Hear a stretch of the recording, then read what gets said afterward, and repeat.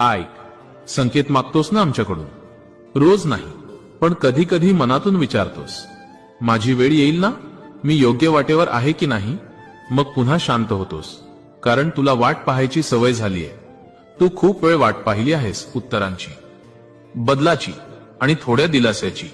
लोक म्हणतात धीर ठेव, पण धीर ठेवणं किती अवघड असतं हे फक्त वाट पाहणाऱ्यालाच कळतं. तू अनेक वेळा निराश झालास, मनातून कोसळलास, पण तरीही कोणालाही दोष दिला नाहीस. हे सगळ्यांना जमत नाही. कधी कधी तुला वाटतं सगळे पुढे जातायत आणि तू मात्र तिथेच थांबलायस.